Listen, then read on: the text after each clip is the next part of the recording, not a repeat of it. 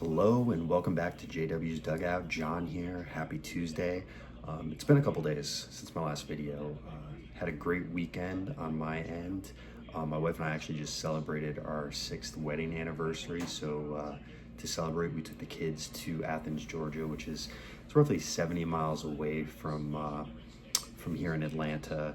But yeah, we just spent a couple days there, walked around the UGA campus, showed the kids the football stadium, which luckily Sanford Stadium was open, which is cool.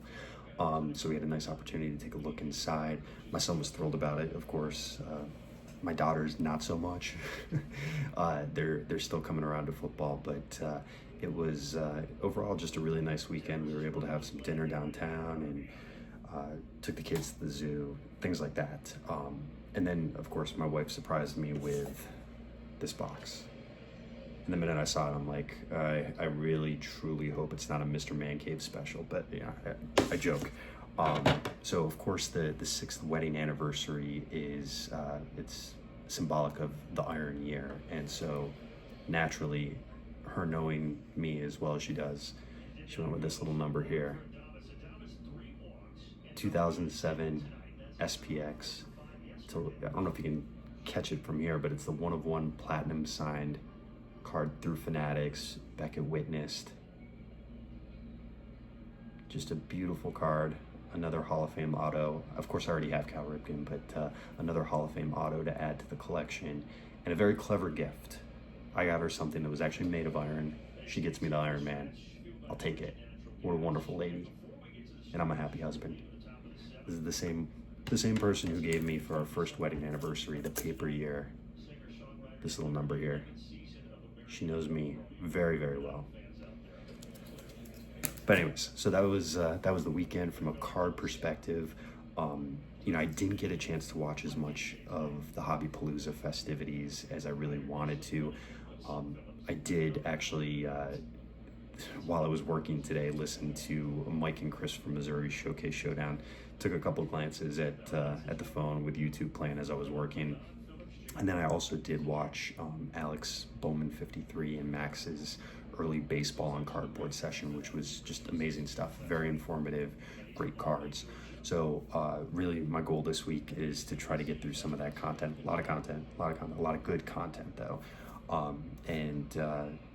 Yeah, I'm kind of bummed that I missed some of it live, but obviously more important things happening over the weekend. And then there's the story of Mr. Man Cave and the saga that ensued from all that. And wow, I won't get into everything here. I'm not gonna, offer my 2 cents. Everybody has offered their opinion, but I went down the rabbit hole, read the articles, watched the videos. I mean, it's just wild. It's essentially Operation Bullpen Part 2. And if you haven't read that book or watched the doc that ESPN put together, definitely go back and do so. So like I said, we'll save my thoughts for a different time, a different video, but especially as a Hall of Fame collector, these kind of stories hit really, really close to home. But for now, let's get to the meat of the video, and that is the National in Chicago. So you might be asking yourself, what are my plans for the National? Well, truth be told, my plans are that I have absolutely no plans to go, and that's disappointing. But it's okay. It's okay. Well, I'd love to be there in person this year, especially after starting the YouTube channel, to meet all of my new YouTube connections. My schedule won't simply allow it because my wife and I have decided to take a trip of a lifetime to celebrate our anniversary from this past weekend. We are going to Ireland next week for roughly 5 days, and the in-laws have been gracious enough to watch the kids. And for both of us, I mean, we've been away on work trips, both of us, but this is by far the longest that we've been away from the kids. Like I said, I've got a 1-year-old, I've got an almost 3-year-old, and a 5-year-old, and it's going to be interesting to be away from them for that long of a period. So, while we should be there enjoying a Guinness or two, chances are we're going to be, religiously FaceTiming them and probably watching baby monitors and everything that goes along with that, worried about how they are, but they're in good hands.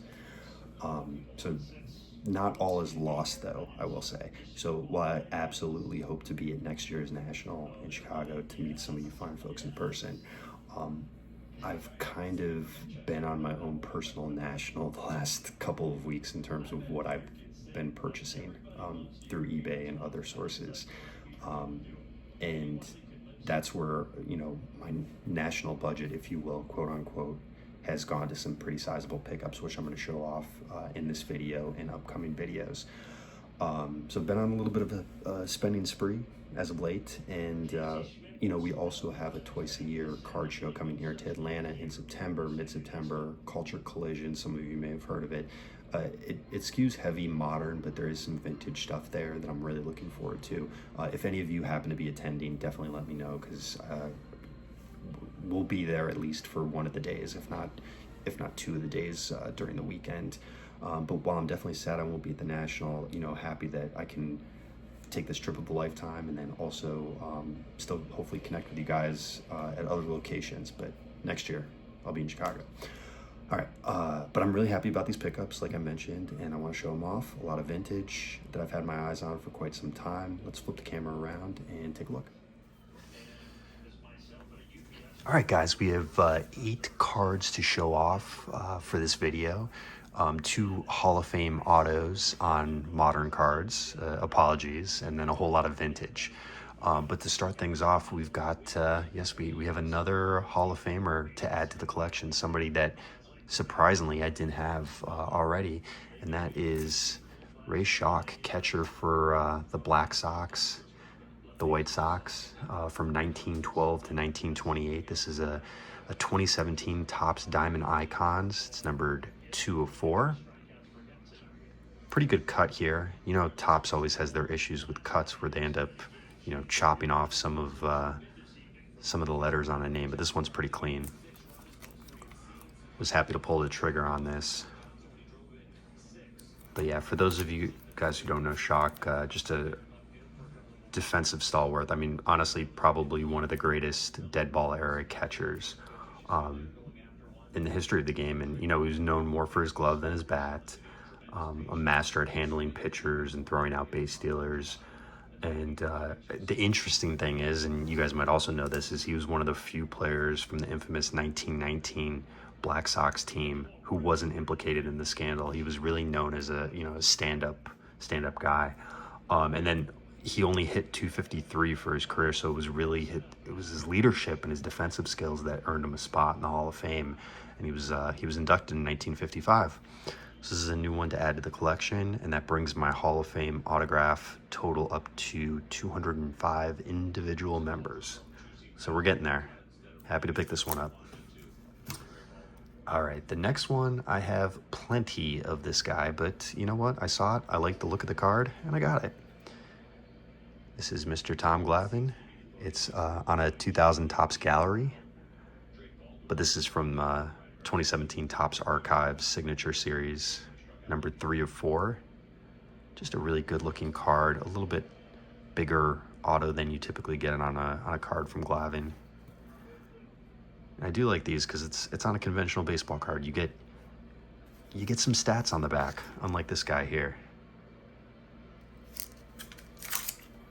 Oh, by the way, I think I said 2017 Diamond Icons. This is 2018 Diamond Icons, for those of you keeping score at home.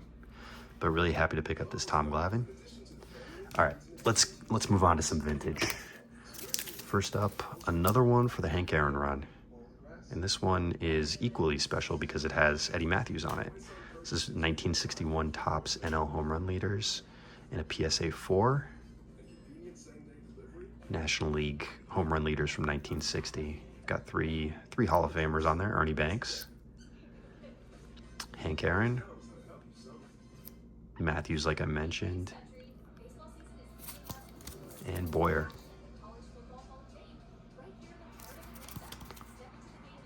Good looking card. All right, so the next 1, 2, 3 here are actually all from the 1956 Topps set. 3 that were all kind of bought on a whim. I thought I got pretty good deals. First one up is the 1956 Topps Bob Feller in an SGC 4.5, and I thought this one looked really clean. Pretty well centered. And And again, my plan here is to get all the Hall of Famers graded and then the rest of the 1956 set in raw form. So I'm slowly but surely working my way through this. Beautiful looking card here. All right, next up we've got the 56 Topps Nellie Fox in a PSA 5. Oh, hang on guys, I was not looking at the camera, did not look at my stack. Sorry, let's try that again. The Nellie Fox in an SGC 4. You can tell it's 9:30 at night as I'm filming this after a long work day. This is another really beautiful looking card here. Really happy to pick this one up. And then this next one was the one that I really was talking about the last go around, was the 1956 Topps George Kell in a PSA 5. And this one has a bit of a funny story. So, you know, I purchased this on eBay, struck a deal with the gentleman who offered up the card, and I received a note from the seller with a confirmation of shipment, and we kind of went back and forth a little bit. And it was at the same time that I was on YouTube. I was ending the workday, and I happened to have just YouTube kind of playing in the background, and a video came up of a YouTuber who I wasn't really familiar with, but I thought his content was really good. It was very insightful. He had a good message, and I look at my message on eBay, and I match up the name, and it's the same exact guy that is playing on the video that I'm talking to on eBay. What are the chances?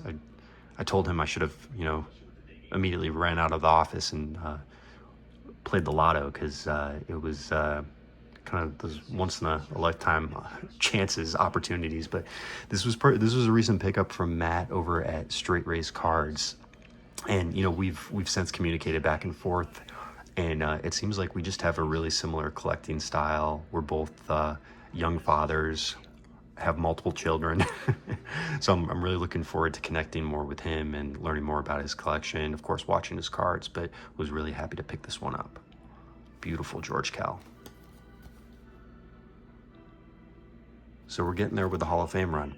All right, the last two are two cards that have been on my watch list for a very, very long time. And I think I was going to showcase that one last, but I think we're going to go with this one because this card is just so beautiful. How about the 1934 SGC3 Arky Vaughn? I mean, I know that there's some issues here in the corner, but the color on this one really, really pops. I love it. And Arky Vaughn is one of my favorite old timers. I talked about it in the past video. He's just very similar to me, not from an athletic standpoint. He was a Major League Baseball player and a Hall of Famer, but really kind of a man of few words, and like wasn't incredibly outgoing, but you know, went about his business, did whatever he could to help the team win, and was just a wonderful infielder, and really, really happy to pick up this card. Obviously there's some wear on the back of the card, but just a beautiful example. Really, really happy with this one. Okay, guys, sorry. Last card here, I promise.